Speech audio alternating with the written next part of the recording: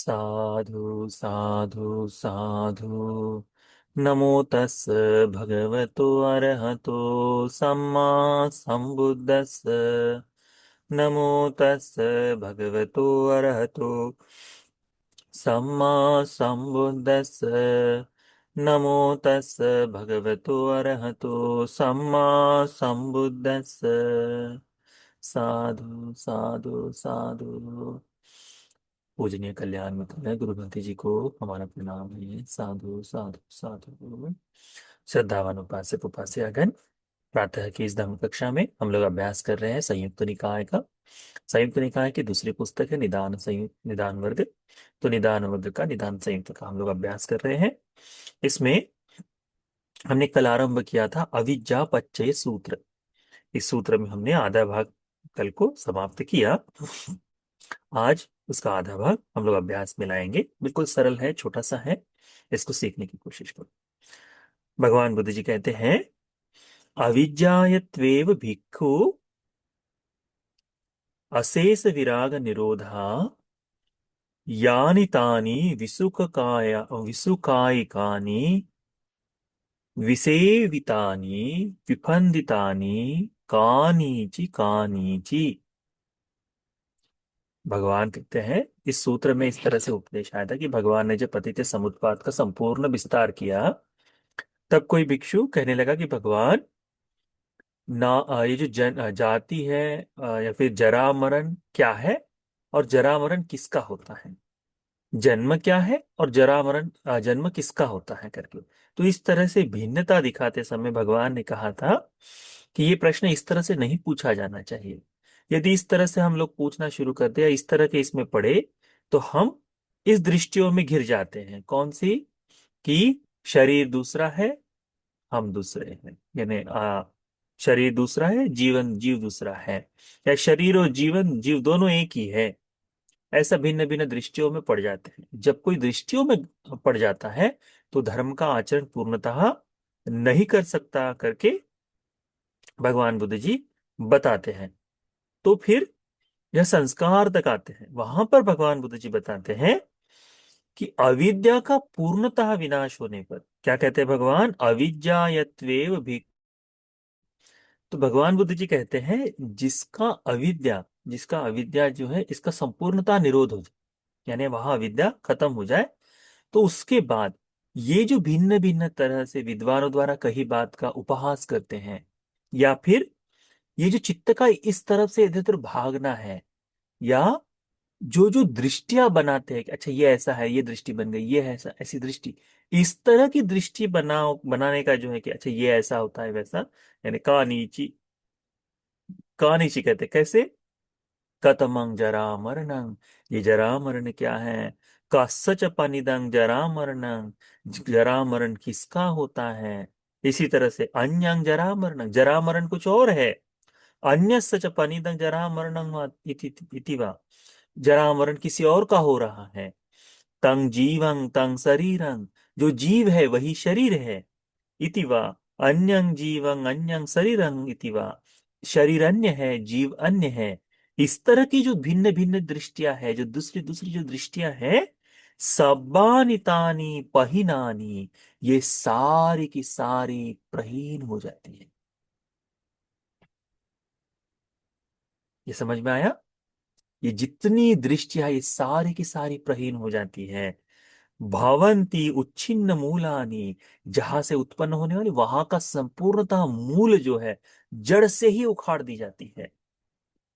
ताला ताला वत्तुकतानी, ताड़ का वृक्ष जैसे ऊपर से उसका काट दिया जाए तो उसके बाद वो बढ़ता नहीं है, ताड़ के वृक्ष में जो बुंदा है उस तरह से, तो उस तरह से संपूर्णतः खत्म कर दिया जाता है।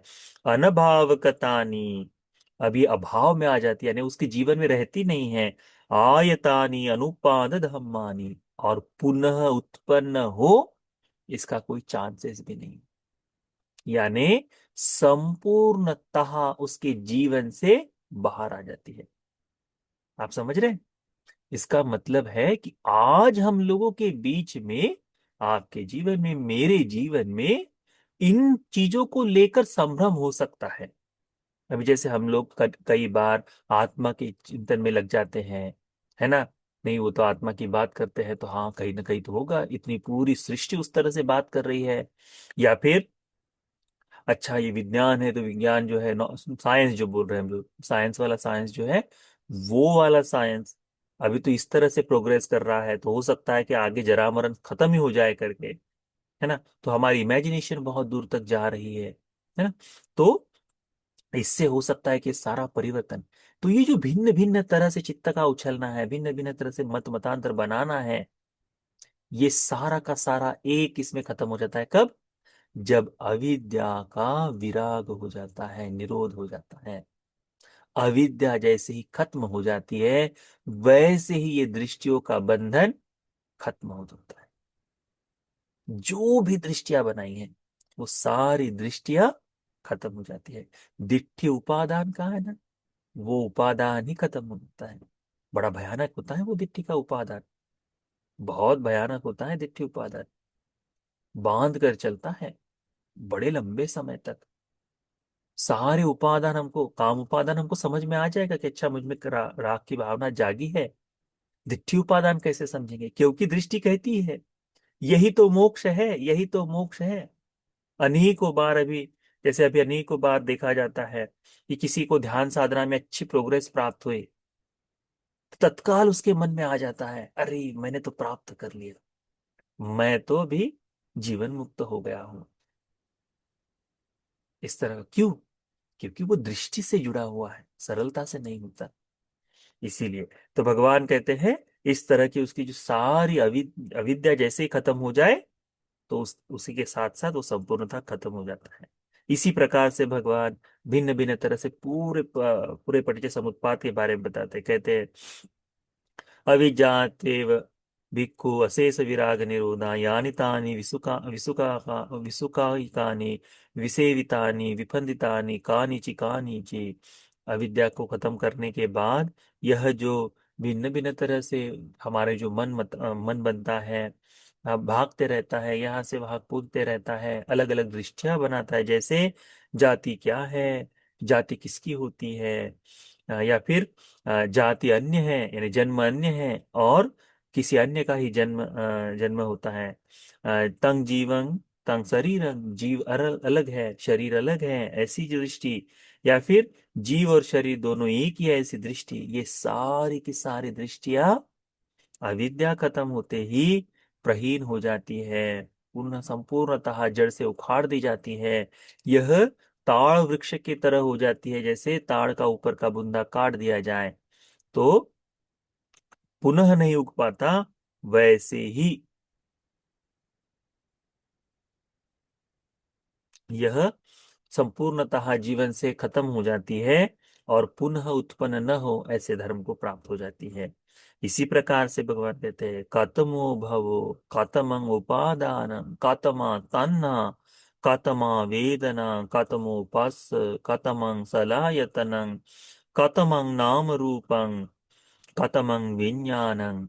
ये पूरे इसके जो हिस्से है पටිච්ච समुप्पाद के, उन सभी हिस्सों के बारे में भगवान ने कहा है। फिर कहते भगवान कि ये जो हमारी दृष्टियां बंधी है, यह इस तरह से बनती है। कत में संखारा, ये संस्कार क्या है? कस्सच पनी में संखारा इति, ये संस्कार किसका हो रहा है, किसका संस्कार बन रहा है? अन्य संखारा, अन्यस पनी में संखारा इति वा, कि संस्कार कुछ और है और संस्कार किसी और, किसी किसी दूसरे का ही उत्पन्न हो रहा है, किसी और के कारण ही। तंग जीव तंग शरीरं इति वा, कि जीव दूसरा है और शरीर दूसरा, शरीर जीव और शरीर दोनों एक ही है। अन्यं जीवं अन्यं शरीरं इति वा, कि शरीर अन्य है, जीव अन्य है। इस तरह से जो दृष्टियां बनती है, ये सारी की सारी अविद्या के समाप्त होते ही सब्बानि स्थितानि पहिनानि, ये सारी की सारी प्रहीन हो जाती है एक धर्म के खत्म होने से। क्या है? अविद्या का निरोध होते ही जितनी हमारी दृष्टियां बनी है, ये सारी की सारी खत्म हो जाएंगी। तो हमारा बाकी चीजों पर अधिक चिंतन से अधिक हमारा उद्देश्य क्या होना चाहिए? कि इस अविद्या के समाप्ति के लिए मैंने जो जो धर्म करने चाहिए उनका अभ्यास। तो क्या है उसके लिए?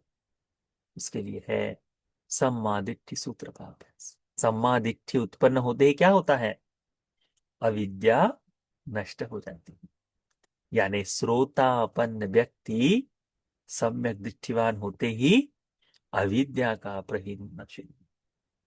अब उसके जीवन में वो अविद्या ही नहीं बचती कि जो दृष्टियां बनाए, उसके जीवन में शंकाएं नहीं बचती, कुशंकाएं नहीं बचती, है ना।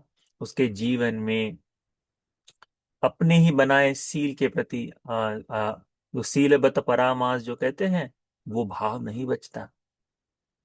सक्काय दिट्ठी, विचिकिच्छा और सीलबत परामास, ये सारे दूर हो जाते हैं श्रोतापन्न होते ही। अविद्या के नष्ट होने से ये चीजें उत्पन्न हो जाती हैं। तो इसको हमने जानना चाहिए, सीखना चाहिए। भगवान कहते हैं जिसकी अविद्या नष्ट हो गई है, खत्म हो गई है, अशेष विराग हो गया है उसका, वह इस तरह से सारे दृष्टियों को प्रहीन कर देता है।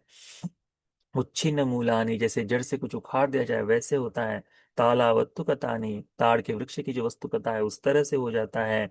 अनभावं कथानी, अभाव को प्राप्त हो जाता है। आयतिंग अनुपात धम्मानी, और पुनः नहीं उत्पन्न हो सकता। ऐसा है। अब जैसे कुछ हम देख लें और देख लेने के बाद बोले अच्छा इसको अनदेखा कर दो, तो कैसे कर पाएंगे अनदेखा? हाँ, आपने कुछ किसी वस्तु को देख लिया और बोला अच्छा अब इसको ना मत देखा, ऐसा बनाओ, तो मन के इसमें तो बैठ गई है, अब वो नहीं हट सकती ना। वैसा है, वैसा है भाव। हम भूल सकते हैं पश्चात में, परंतु अनदेखा नहीं किया जा सकता। जिसको देख लिया है वो हमारे स्मृति में आ जाता है। वैसे ही अविद्या का भी है। एक बार उसका बोध हो गया, अब वो खत्म नहीं होनी। अब उस समय उसके आगे का ही वो काम चलेगा। इस तरह से भगवान ने ये अविद्या अपचय सूत्र हमको बताया है। तो इस अविद्या अपचय सूत्र को अच्छी तरह से ध्यान में रखो। तो यह जो सूत्र का उपदेश है, यह सूत्र का उपदेश आप सभी को धर्म को बोध कर लेने के लिए, इस अविद्या से दूर हो जाने के लिए, अविद्या के प्रहीन होने के लिए यह सूत्रों का उपदेश उपकारी हो जाए। साधु साधु साधु।